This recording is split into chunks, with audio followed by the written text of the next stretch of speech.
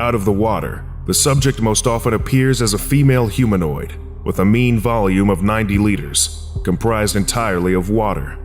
Other forms are possible, commonly geometric shapes. When it enters a body of water, it becomes indistinguishable from its surroundings. The subject must periodically return to a body of water in order to maintain its volume due to evaporation. Initially found in it was moved to Site-08 for further study.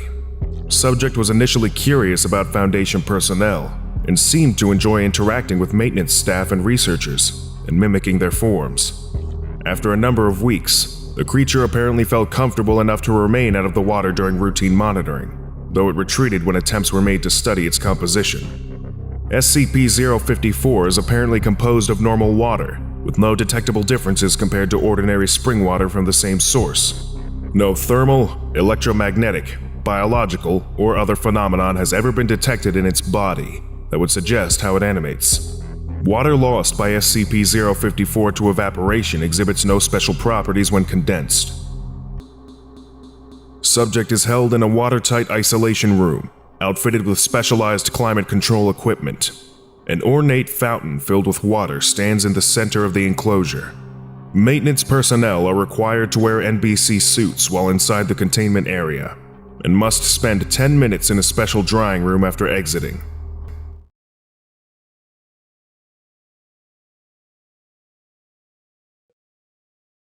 SCP-138 is a human male, suspected to be in excess of over 4,000 years old. Subject is approximately 1.5 meters in height, emaciated, and wizened. SCP-138's precise origins are unknown. Subject was discovered in 2006 in an Egyptian tomb located near Tutankhamun's tomb, unearthed in 1922, sealed inside a sarcophagus. Physiologically, SCP-138 should clinically be dead. Muscles and internal organs are in a severe state of atrophy. His nervous system is also severely debilitated. Subject also exhibits evidence of a large number of fatal wounds, some possibly accidental, some blatantly deliberate, whether inflicted by the subject himself or others. There is no obvious scientific explanation for his continued living state. Although other SCPs have exhibited accelerated regenerative properties, allowing them to resist death, SCP-138 has no such abilities. Subject speaks exclusively in a dialect of ancient Egyptian. Communication using a civilian translator has revealed very little about the subject's past, though it would appear that he was buried in the tomb for an unknown religious purpose. Due to his severely injured state, SCP-138 is in a constant state of agony. For humanitarian purposes, subject is currently being kept in a chemically induced comatose state.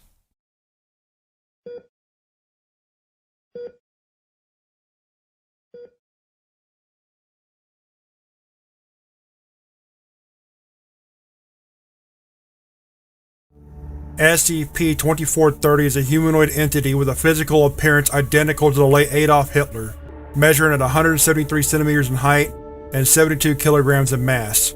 Its internal body systems are consistent with those of non-anomalous humans, although its organs are functionless. SCP-2430's physical state deviates from non-anomalous humans in the following aspects. DNA analysis indicates that SCP-2430's genetic makeup is derived from a combination of Suscrofa, wild boar, and Camphor aegagrus hircus, domestic goat. No requirement for food, water, or air, despite the presence of a digestive and respiratory system. Lack of hair follicles. Instead, synthetic hair strands have been attached onto SCP-2430's head and face, such that they resemble the late Hitler's hair and mustache. Inability to produce speech. Traces of potassium cyanide and lead fragments identified in SCP-2430's bloodstream and subcutis respectively. SCP-2430's anomalous quality is its capacity to regenerate muscle and skin tissues, allowing it to recover from injuries and regrow organs, such as heart and lungs, that have been removed from its body. Wounds and incisions on SCP-2430's body will regenerate within 3 days after causation, while organ regeneration requires up to 2 weeks. SCP-2430 was recovered in Buenos Aires, Argentina on 1960 in the residence of the late, who was associated with Obscura. SCP-2430 was extradited to the Foundation upon discovery of its anomalous properties and Mossad agents' inability to terminate SCP-2430.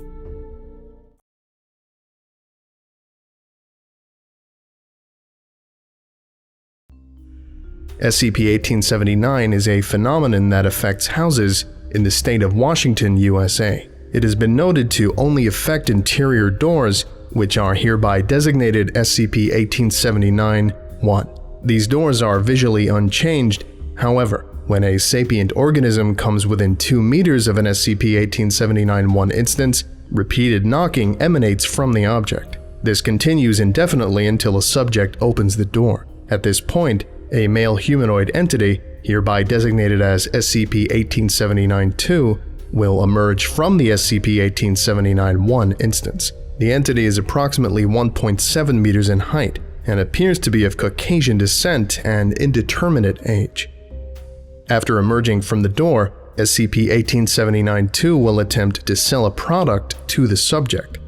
These products appear to vary wildly in purpose and origin, as the entity has presented a variety of objects. The entity will dramatically explain the purpose and appeal of the product to the subject, often cornering them and suggesting they sit down before doing so. The explanations and tactics utilized are often not particularly persuasive, and the entity uses underhanded methods to sell its product. After fully explaining, the entity will then offer a price. Said price rarely consists of currency and is often detrimental to the subject or the subject's health. SCP-1879-2 is persistent in its efforts and refuses to leave the subject alone until the product is purchased. However, if it is sufficiently threatened or wounded, the entity will temporarily retreat back into SCP-1879-1, which will then revert back into a non-anomalous door. Once the product is purchased, the entity will thank the subject and exit the area through an SCP-1879-1 instance. Due to the nature of the anomaly, SCP-1879 cannot be contained by the Foundation at this time. Foundation agents are to monitor police reports within the state of Washington for signs of possible SCP-1879 infection. Civilians that come into contact with SCP-1879-2 are to be administered Class A amnestics after Foundation questioning.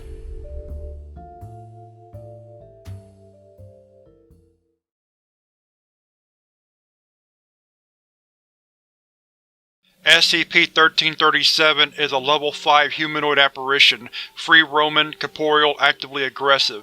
It appears to be the wraith of one Mary Talish, who was abducted, ritually tortured, and executed on May 19, 1952 in Muncie, Indiana. Starting 19 months after her death, SCP-1337 began to appear on the 19th of every month, walking down Mayflower Road, 1337 Alpha, attempting to flag down any passing vehicle.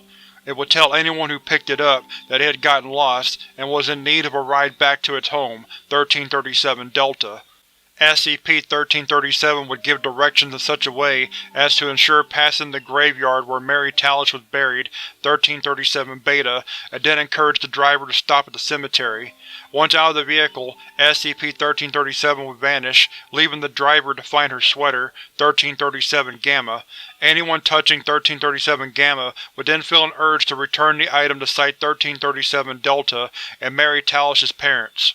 Despite many attempts to secure 1337 Gamma, it would invariably vanish for containment at or around sunset on the 19th. The section of road designated 1337 Alpha is to be monitored at all times. During active time periods, a sweep is to be performed every hour by a lone security agent in a non-Foundation standard car. At all other times, remote monitoring is allowed.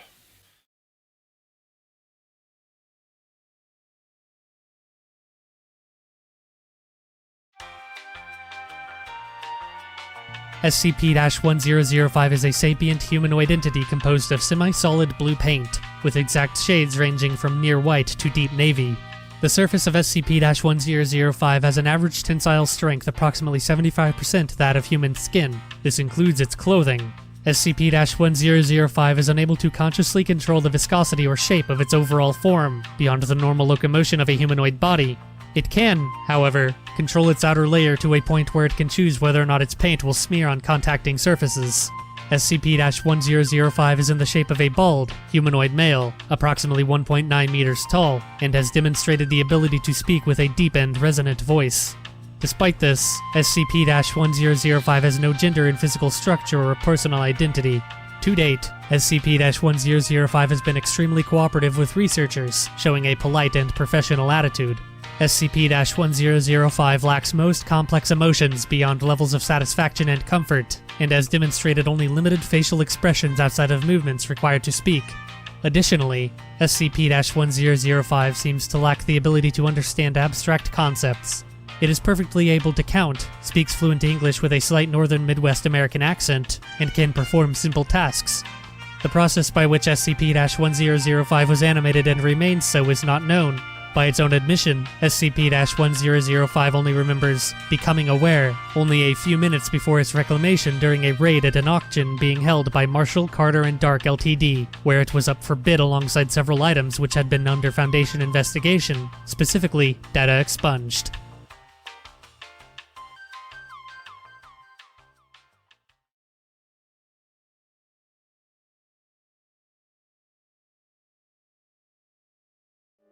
SCP-1933 is an obese, middle-aged Caucasian male in a constant state of moderate to severe alcohol intoxication. SCP-1933's bodily fluids, including both intracellular and extracellular fluids, consist entirely of a substance identical in composition to the alcoholic beverage known as Irish cream. This substance adequately fulfills the functions of the fluids it replaces in SCP-1933's tissues.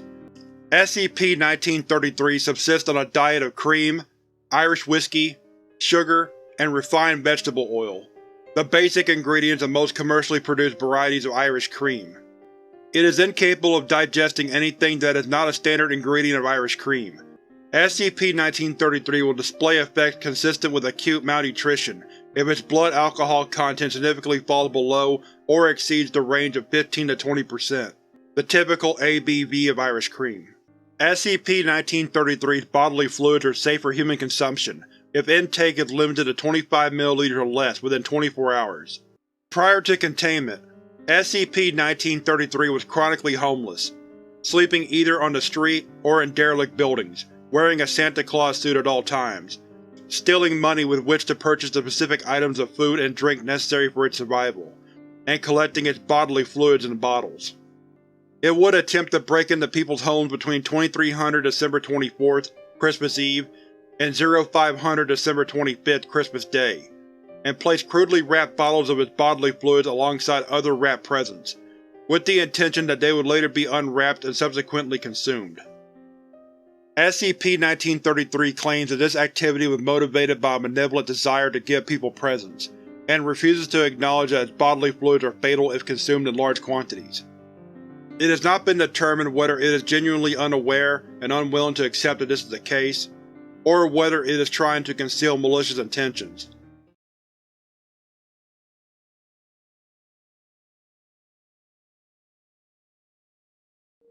SCP-2599 is a 14-year-old female of Korean descent, formerly known as Xena Cho. SCP-2599's anomalous effect has two components. SCP-2599's primary anomalous effect is a mental compulsion that causes it to be unable to disobey any direct commands. This effect is contingent on SCP-2599's perception that it has received a command. Should it not believe that it is receiving a command, it will not be compelled to follow it. This effect currently has no limits, and SCP-2599 has followed orders including self-harm, violence towards others, and other undesirable actions. SCP-2599 possesses a 0 on the Psychic Resistance Scale, currently the lowest recorded score on file.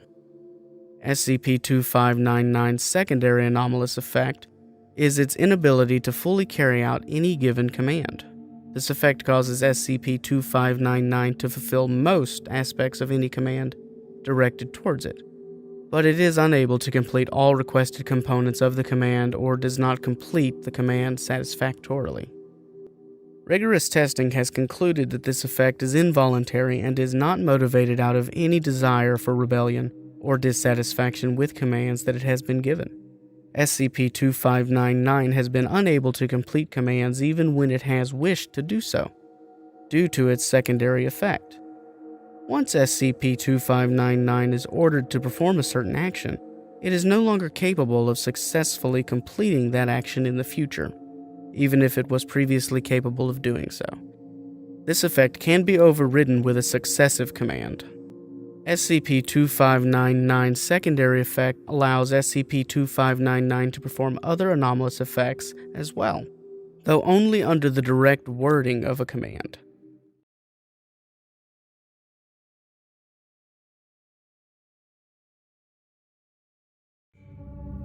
SCP-507 is a Caucasian male with blonde hair and green eyes, sporting no other outstanding characteristics besides being somewhat overweight and speaking in a vague accent of disputable origin. Although SCP-507 has an already established name due to its unremarkable upbringing, it seems to find entertainment in forcing those it meets to give it a nickname in lieu of divulging this information. SCP-507 was originally recovered from the asylum when standard surveillance equipment following repeated successful escape attempts brought its abilities to light. All records of this incident were confiscated, and SCP-507 was taken into custody under the pretense of moving it to a more secure facility. The original theory was that SCP-507 possessed some form of teleportation ability, as it would suddenly disappear and eventually reappear in a different location. SCP-507 holds that during its periods of disappearance, it is actually displaced into a random alternate reality. The landscape generally stays the same, but the inhabitants and climate of the parallel world often do not. SCP-507 also insists that it has no control over the time and duration of these shifts. If SCP-507 moves about in the alternate world, the eventual shift back will then place it at the corresponding area in our reality. Mentally, SCP-507 shows no large deviations from the psychological profile for a normal person. It has confessed to have always had a great interest in the paranormal and mythological, which has directly led to its eventual permission to interact with relatively harmless SCPs. SCP-507 is allowed free roam of the facility, obviously barring anything that would breach security or safety protocols. It is worth noting that SCP-507 is allowed a computer with an internet connection via a proxy which strictly limits what information can be uploaded.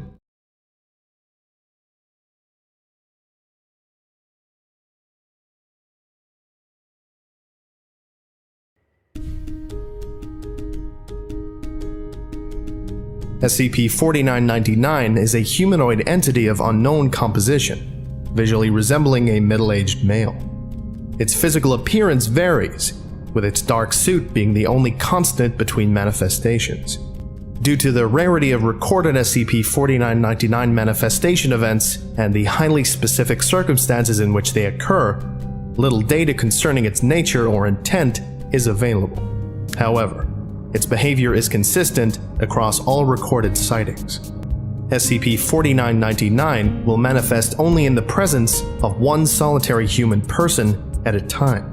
All subjects recorded to date have been in terminally poor health, critically injured, or on their deathbeds, with SCP-4999 appearing nearby and within sight of the individual not more than 20 minutes before their expiration. Upon manifestation, the entity will seat itself directly adjacent to the subject's bed, if such furniture is available. If not, it will remain standing or sit on the floor or ground in whatever configuration will allow it direct physical access to the subject without causing disturbance. Once situated, it will remove a pack of cigarettes from its left inside jacket pocket and offer one to the subject. If the subject accepts, SCP-4999 will place it between their lips, remove one for itself, and light both. If the subject declines, SCP-4999 will light and smoke the cigarette instead. SCP-4999 will then remain with the subject, silent and unmoving, until they have passed away. SCP-4999 has not been seen to engage in any other activity or behavior, and demanifests immediately upon the subject's death. Individuals affected by SCP-4999 share a number of common attributes. Research into identified subjects has indicated that SCP-4999 is more likely to appear if an individual lives alone, is non-religious, is impoverished or homeless, displays a history of mental illness, is a military veteran, has no criminal record or has never been convicted of a violent crime, has no currently surviving family, is unmarried or otherwise lacks a significant other, has little to no social standing in the community, does not exhibit any record of significant professional or personal accomplishments, has few to no mutually beneficial interpersonal relationships. SCP-4999 was initially discovered as the result of its emerging status as an urban legend, with footage of an entity appearing on hospital security cameras worldwide being disseminated via the internet, and SCP-4999 was officially registered on November 27, 1998. SCP-4999 is effectively self-containing. Any reports of SCP-4999 manifestations captured by security camera feeds, photographs, or similar are to be investigated, and the media confiscated for analysis. All second-hand witnesses among the civilian populace are to be amnesticized.